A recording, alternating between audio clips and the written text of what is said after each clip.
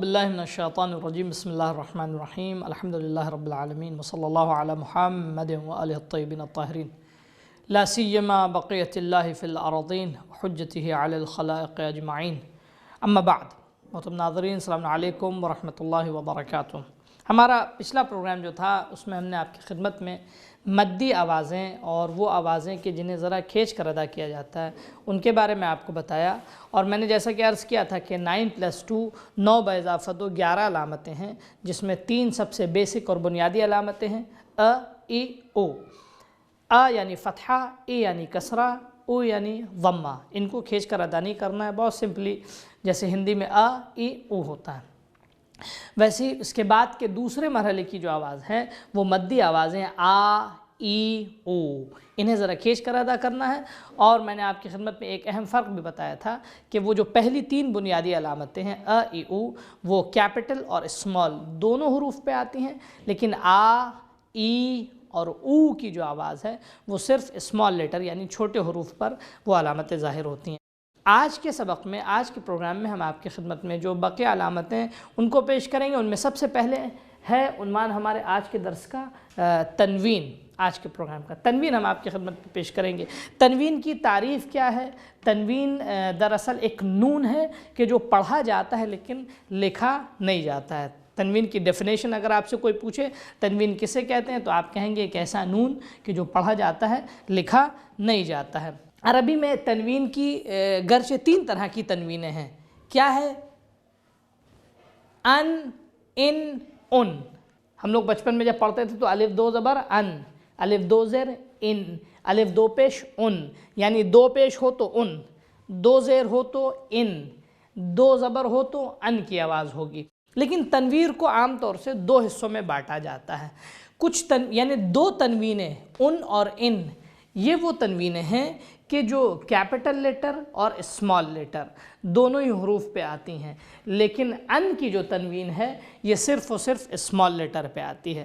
تنوین کی ایک اور خاصیت آپ کی خدمت میں پیش کر دیں کہ تنوین ہمیشہ حرف کے آخر میں، یعنی جو ورڈ ہوتا ہے اس کے آخری حرف پہ تنوین لگتی ہے۔ تنوین پہلے حرف پہ نہیں لگتی، تنوین درمیانی حرف پہ نہیں لگتی، تنوین ہمیشہ عربی میں آخری حرف پہ آتی ہے۔ تنوین کی 2 قسمیں ہیں، یعنی تنوین 3 طرح کی تنوینیں ہیں جن کو 2 حصوں میں بانٹا جاتا ہے۔ ان، ان، ان۔ ان، ان، ان میں ان اور ان کی جو تنوین ہے یہ اسمال لیٹر اور کیپٹل لیٹر، چھوٹے حروف اور بڑے حروف دونوں ہی پہ یہ تنوین نمایاں ہوتی ہے، ظاہر ہوتی ہے اور ان پہ لگائی جاتی ہے۔ لیکن ان کی جو تنوین ہے وہ صرف اور صرف اسمال لیٹر اور چھوٹے حروف پہ لگائی جاتی ہے۔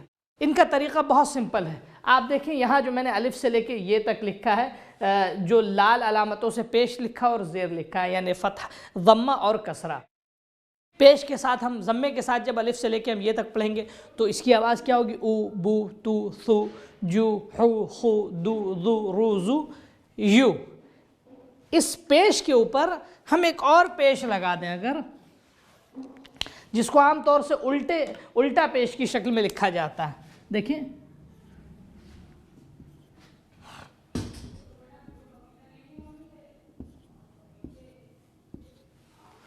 یعنی پیش کے اوپر ایک اور الٹا پیش، یا وہ سیدھا لکھا ہو یا الٹا لکھا ہو، یہ بہت زیادہ اہم نہیں ہے۔ اگر 2 پیش ایک جگہ ایک ساتھ ہوں تو ان کی آواز کیا ہوگی؟ او سے آواز ان میں بدل جائے گی۔ او سے آواز کس چیز میں بدل جائے گی؟ ان میں۔ کہیں بھی ہم نے کسی بھی لیٹر، کسی بھی حرف کے اوپر اگر ہم نے 2 پیش ایک ساتھ دیکھا تو اس کی آواز او سے کہے میں بدل جائے گی؟ ان میں بدل جائے گی۔ او سے آواز ان میں بدل جائے گی۔ ان، بن، تن، ثن، جن۔ اب آپ دیکھیں میں نے کہا تھا نا تنوین ایک نون ہے جو پڑھا جاتا ہے لیکن لکھا نہیں جاتا ہے، تو یہاں تنوین ہے، اس میں نون پڑھا جا رہا ہے لیکن اس نون کو لکھتے نہیں ہیں۔ ان، بن، یعنی جب ہم ان پڑھیں گے تو دراصل یہ یوں ہوگا، لیکن ہم یہاں کیا کرتے ہیں؟ اس نون کو نہیں لکھتے ہیں بلکہ ہم یہ اس طرح لکھتے ہیں، یعنی الف کے اوپر پیش، اس کے اوپر ایک اور پیش ہو جاتی ہے آواز، ان، بن، تن، ثن، جن، ین۔ اچھا زیر کی آواز کیا ہے؟ ای، بی، تی، سی، جی، حی، خی، دی، ذی، یی۔ زیر کے نیچے ایک اور زیر ہم اگر لگا دیں، یعنی 2 زیر اگر آ جائے تو ای سے آواز بدل جائے گی ان۔ इन, बिन, तिन, सिन, जिन, हिन, खिन, दिन, जिन, रिन, जिन, सिन, शिन, सिन, यिन। आखिरी हर्फ तक अब आप ये खुद से लगा सकते हैं, क्योंकि आपके हाथ में कानून आ गया है। ज़ेर के नीचे एक और ज़ेर आ जाए यानी दो ज़ेर आ जाए तो ई से आवाज़ इन में बदल जाएगी। पेश के ऊपर एक और पेश आ जाए यानी दो पेश आ जाए तो ऊ से आवाज़ उन में बदल जाएगी। ये कानून। अच्छा, अब आप यहाँ गौर कीजिए, हमने आ की आवाज़, ई की आवाज़ को इन में बदला, ऊ की आवाज़ को उन में बदला, तो सिंपली उसके ऊ के ऊपर एक और पेश लगाया तो उन हो गई, ई के नीचे एक और ज़ेर लगाया तो आवाज़ इन हो गई। लेकिन हम जब ये दो ज़बर वाली तनवीन है, इसको जब हम लिखेंगे तो इसमें सिर्फ एक आप कायदतन तो ये होना चाहिए कि एक ज़बर का हमने इजाफा कर दिया, आवाज़ आ से अन बन जाए। अन, बन, तन, सन, जन, हन, खन, दन, जन, रन, जन, सन, शन, सन, यन। होना तो यही चाहिए कि एक ज़बर का हम इजाफा कर दें, आ से आवाज़ अन में बदल जाएगी। लेकिन नहीं, अरबी कायदे के मुताबिक हम यहाँ ज़बर के साथ साथ एक अलिफ़ का भी इजाफा करेंगे, जो आ से आवाज़ यानी ज़बर और अलिफ़ दोनों। अन, बन, तन, सन, जन, हन, खन, मिसाल के तौर पर सन, यन। यानी दो ज़बर वाली तनवीन बनाने के लिए हमें एक ज़बर के साथ साथ एक अलिफ़ का भी इजाफ़ा करना होगा। उसकी वजह क्या है वो अभी आपकी खिदमत में पेश करते हैं। तो यहाँ तक बात आपके लिए वाज़ेह हो गई। ऊ को अगर उन में बदलना है तो एक पेश लगाएंगे, ई को अगर इन में बदलना है तो एक ज़ेर लगाएंगे, लेकिन आ को अगर अन में बदलना है तो एक ज़बर लगाएंगे, उसके साथ साथ एक अलिफ़ का भी इजाफ़ा करेंगे। लेकिन एक जगह ऐसी है कि जहाँ अलिफ़ का इजाफ़ा नहीं होगा। वो कौन सी जगह, वो अभी आपको बताते चलें। अगर कोई अरबी में लफ्ज़ ऐसे गोल वाले ते पे ख़त्म हो रहा है या इस वाले ते पे ख़त्म हो रहा है, इसको बताने के लिए अलबत्ता मुझे एक और बात बतानी होगी, वो अभी मेरे ख़्याल से मौका भी है, मैं बताता भी चलूँ। यहाँ तक बात वाज़ेह हो गई आपके लिए।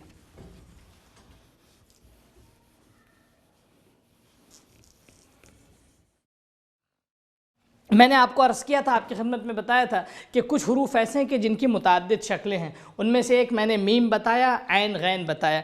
एक हर्फ़ की जिसकी मुतअद्दिद शक्लें हैं उनमें से एक हर्फ़ है हे। हे को मुतअद्दिद सूरतों में लिखा जाता है। हे कभी इस तरह भी लिखा जाता है, इसके ऊपर दो नुक्ते होते हैं, कभी इस तरह भी लिखा जाता है, कभी इस तरह भी लिखा जाता है। ये शक्ल हे की मुतअद्दिद सूरतें हैं। कभी हे को इस तरह भी लिखते हैं। ये हे की सूरतें हैं, हे की मुतअद्दिद शक्लें हैं। अगर हे इस शक्ल में आया हो और इस शक्ल में आया हो, मिसाल के तौर पे, यानी ये दर हकीकत जब इस पर दो नुक्ते आ जाते हैं हे के ऊपर, तो फिर ये हे नहीं ते कहलाता है, इसको ते पढ़ते हैं। जब भी इस हे के ऊपर दो नुक्ते आ जाएं तो वो ते पढ़ा जाएगा, हे नहीं पढ़ा जाएगा। ऐसी ते पे अगर दो ज़बर आ जाए तो वो दो ज़बर अलिफ़ के बग़ैर लिखा जाएगा। तो कायदा कानून क्या है, जब भी हम आ की आवाज़ को अन में बदलना चाहते हैं तो हम ज़बर के साथ साथ अलिफ़ का भी इजाफ़ा करेंगे। लेकिन अगर कोई लफ्ज़ ऐसी ते पे ख़त्म होता है, जैसे मिसाल आपको दें, ऐसा लफ्ज़ जो इस ते पे ख़त्म होता है,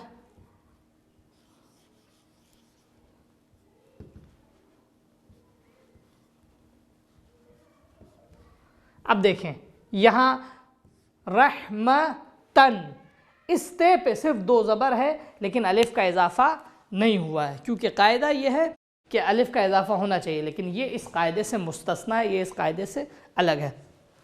तो ये तीन आवाज़ें भी तनवीन की मैंने आपको बता दी। अब कुरानी एग्जाम्पल पेश करूँगा, उसके बाद दो अलामतें और चंद अहम नुकात पेश करेंगे आपकी खिदमत में। यहाँ तक यकीनन आपके लिए बात वाज़ेह हो चुकी होगी कि तनवीन उस नून को कहते हैं जो पढ़ा जाता है, लिखा नहीं जाता है।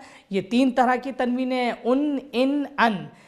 उन और इन कैपिटल और स्मॉल दोनों पे आती हैं, लेकिन इन जो है वो सिर्फ़ और सिर्फ स्मॉल पे आती है। तनवीन की एक और ख़ासियत ये है कि तनवीन हमेशा हर्फ के आखिर में आती है, इब्तिदा या बीच में नहीं आती है।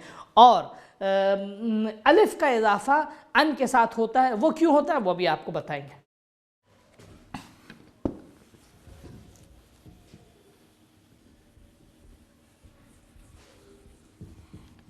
अब आप कुरानी मिसालों की तरफ तवज्जो कीजिए।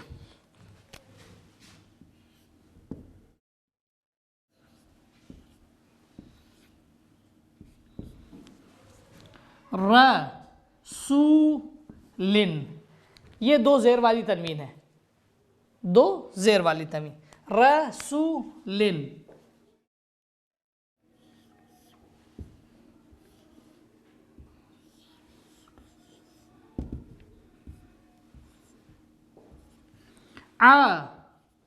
आलीमुन, आलीमुन, आलीमुन, आलीमुन।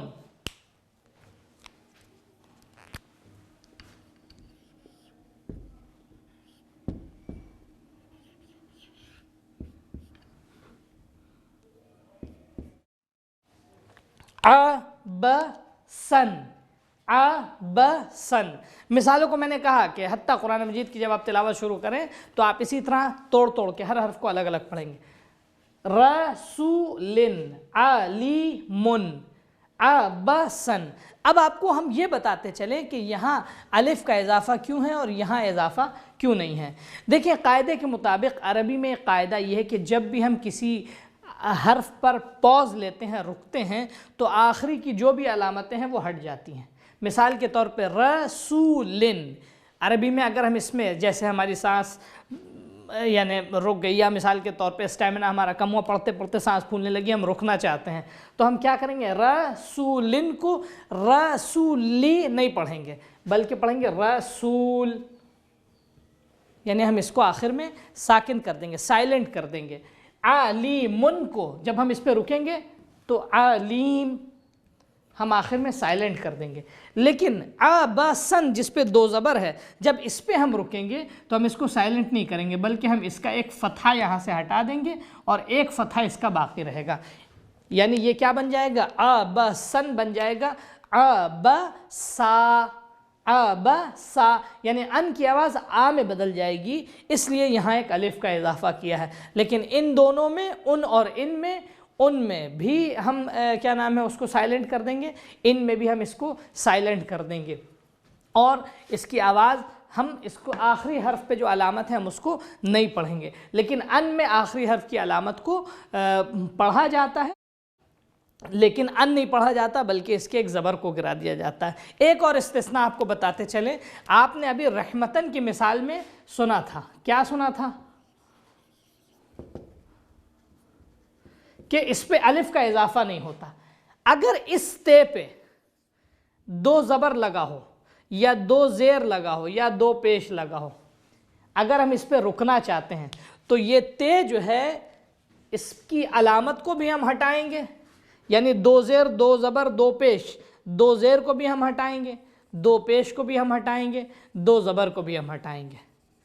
उसको हटाने के साथ साथ एक और काम ये करेंगे, इस ते के नुक्ते को भी हम हटा देंगे, ये बदल जाएगा हे में, रहमतन, रहमतिन, रहमतुन हो जाएगा रहमा, इसको हम हे में बदल देंगे रहमा, और ये साइलेंट हे होगा, साकिन हे होगा। साकिन हे क्या होता है, सुकून क्या होता है, ये भी मैं आपकी खिदमत में पेश करता हूँ। तो यहाँ तक तनवीन के सिलसिले में जो बात थी वो आपकी खिदमत में वाज़े हो गई। दूसरी दो अलामतें जो बहुत सिंपल हैं उन पर ज़रा सा गौर कीजिएगा।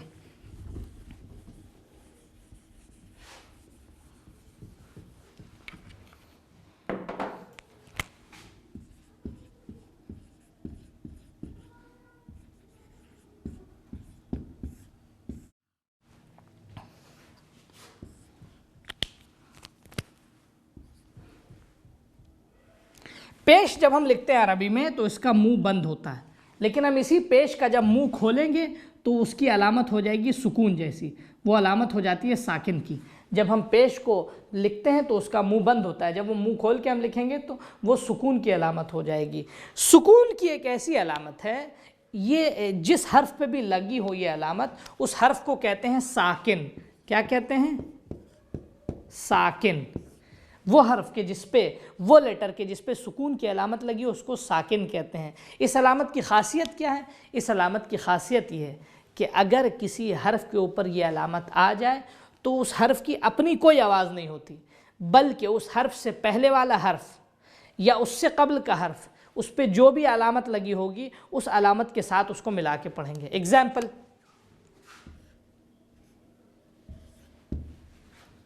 ये अलिफ के नीचे क्या है, زیر یعنی کسرہ ای کی آواز ہوگی. لیکن اس کے بعد نون، نون کے اوپر ہے سکون کی علامت. یعنی ہم سکون کی علامت کا مطلب کیا ہے؟ اس کی اپنی کوئی آواز نہیں ہے، اپنا کوئی اس کا ساؤنڈ نہیں ہے، بلکہ یہ ایک سمبل ہے. اس کا مطلب یہ ہے کہ ہم اس آواز کو یہاں اس نون سے ملائیں گے. ای ان، ای ان، یا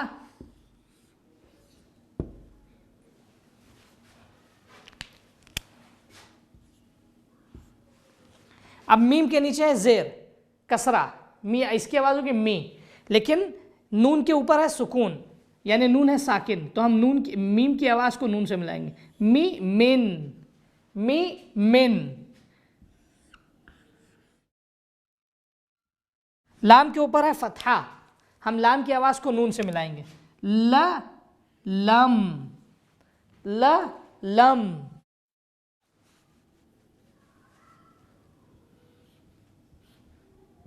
کاف کے اوپر ہے پیش، اس کے بعد نون، نون کے اوپر ہے ساکن، ہم کاف کی آواز کو نون سے ملائیں گے.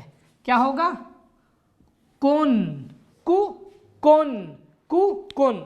کہنے کا کیا مقصد ہے؟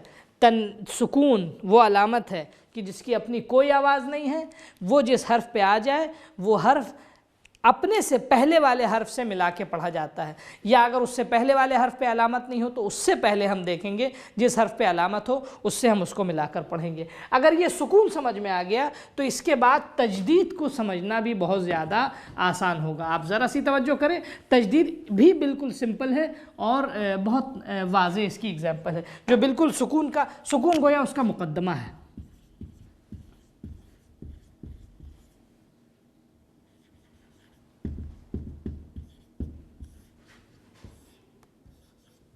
تجدید ایک علامت ہے جو بالکل چھوٹا سا ڈبلو ہوتا ہے، منی ڈبلو کی شکل میں، وہ حرف کے اوپر لکھی جاتی ہے.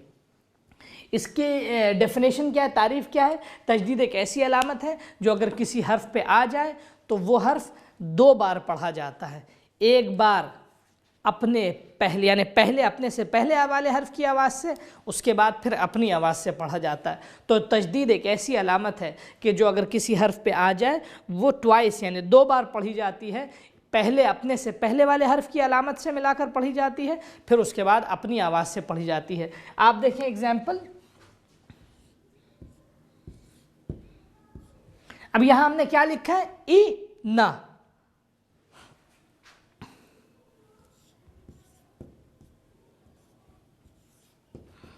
اس مثال میں آپ دیکھیں ہم نے کیا لکھا؟ ان نا، ان نا. یہاں ہم نے لکھا ہے ای نا، یعنی بیچ کا نون نہیں لکھا ہے. اس بیچ کے نون کی جگہ ہم یہاں ایک علامت دے دیں گے تجدید کی، تو یہ ہو جائے گا ان نا. تجدید ایک ایسی علامت ہے کہ جو کسی حرف پہ آ جائے تو وہ دو بار پڑھا جاتا ہے. پہلے اپنے پہلے والے حرف کی آواز سے، پھر اس کے بعد اپنی آواز سے پڑھا جاتا ہے. ان نا، ان نا. یا دوسری اگزامپل دیکھیں آپ. اب یہاں میم پہ تجدید ہے، اس کے بعد الف ہے. میم پہلے لام کی آواز سے پڑھا جائے گا، لم. اس کے بعد اپنی آواز سے پڑھا جائے گا، ما. ما الف ہے تو لم ما، لم ما. تو تجدید کی آواز کیا ہوئی؟ تجدید وہ علامت ہے کہ جو کسی حرف پہ آ جائے تو وہ گویا دو مرتبہ پڑھا جاتا ہے، پہلے اپنے سے پہلے والے حرف کی آواز سے اور پھر اس کے بعد اپنے سے بعد والے حرف کی آواز سے. یہاں ایک بات اور آخری بات بتاتا چلوں اس سلسلے کی. میں نے عرض کیا تھا کہ وہ حروف کی جن کی متعدد شکلیں، ان میں سے ایک کاف بھی ہے. کاف کا ایک سمپل کاف کی صورت تو یہ ہے، اور دوسری صورت جو کاف کی ہے، جو دوسری شکل میں لکھا جاتا ہے کاف، وہ اس طرح بھی کاف کو لکھتے ہیں، اس طرح بھی کاف کو لکھتے ہیں، اس طرح بھی کاف کو لکھا جاتا ہے. کاف کی متعدد صورتیں ہیں، لہٰذا ان علامتوں کی طرف آپ توجہ کیجیے گا، اور مختلف حروف جو اسمال لیٹر ہیں جن کی شکل بدلتی رہتی ان کی طرف بھی آپ توجہ کریں. یہ جو بیسک باتیں آپ کو بتائی گئی ہیں کیا کیا بتائی گئی ہیں؟ حروف دو طرح کے ہوتے ہیں، عربک میں حروف جو ہیں وہ 29 ہیں ان کی تعداد، اور ان کا نام، انہیں حروف کو حروف تہجی کہا جاتا ہے۔ 28 ہے ان کی تعداد، 29 بھی بعض لوگ کہتے ہیں۔ عربک حروف کو حروف تہجی کہا جاتا ہے، اور حروف دو طرح کے ہیں، کیپٹل لیٹر، اسمال لیٹر۔ اور حروف میں دو اہم چیزیں، ایک ان کا نام اور ایک ان کی آواز۔ جو حروف نام سے پڑھے جاتے ہیں قرآن مجید میں ان کو حروف مقطعات کہتے ہیں، اور جو حروف اپنی آواز سے پڑھے جاتے ہیں وہ سمپل پورا قرآن مجید حروف کی آواز سے پڑھا جاتا ہے۔ میں نے عرض کیا کہ عربی حروف کی خاصیت بنسبت دوسری زبانوں کی یہ ہے کہ عربی حروف گونگے ہیں، ساؤنڈ لیس ہیں، ان کی اپنی کوئی آواز نہیں ہے۔ ان کی آواز کو نمایاں کرنے کے لیے ہمیں 9+2 11 علامتوں کا سہارا لینا ہوگا۔ جب تک یہ 11 علامتیں نہیں ہوں گی اس وقت تک قرآن مجید کی تلاوت نہیں کی جا سکتی ہے۔ ان میں 11 علامتوں میں 3 علامتیں سب سے بیسک ہیں، اس کے بعد 6 علامتیں وہ آواز ہیں، اور 2 علامتیں در حقیقت اپنے آپ میں کوئی آواز نہیں ہے بلکہ دوسری آوازوں کو ملانے کے لیے ان علامتوں سے استفادہ کیا جاتا ہے۔ ا ای او بیسک، آ ای او مدی آوازیں، پھر اس کے بعد تنوین، ان ان یعنی ان ان۔ تنوین میں نے بتایا ایک نون ہے جو پڑھا جاتا ہے، لکھا نہیں جاتا۔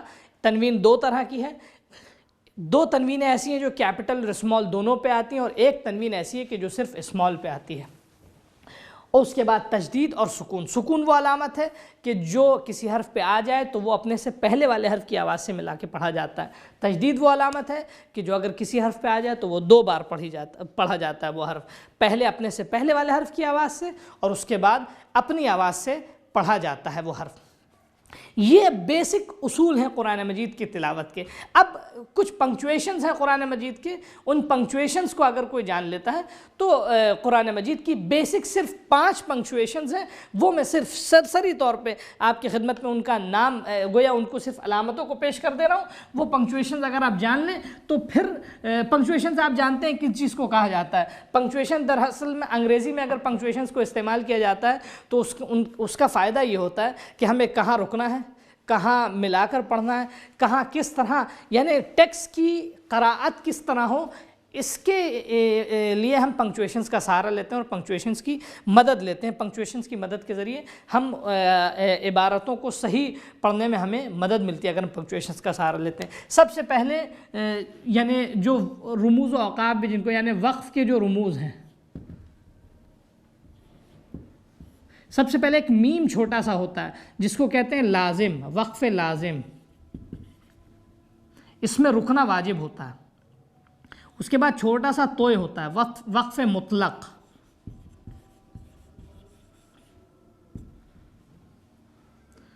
اس کے بعد لا، یعنی لا تقف، نہ رکنا۔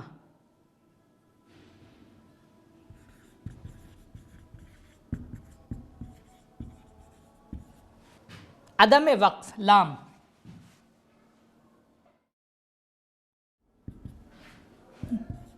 جائز،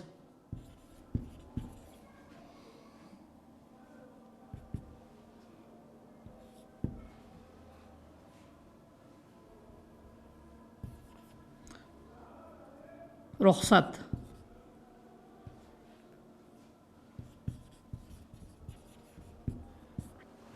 یہ چند علامتیں ہیں۔ یا مثال کے طور پہ ایک اور علامت، یہ گویا 5 اور 6 علامتیں جن میں سے اگر ہم اس کو ہٹا بھی دیں تو بہت زیادہ اہم نہیں ہیں۔ یہ 5 علامتیں سب سے زیادہ بیسک ہیں۔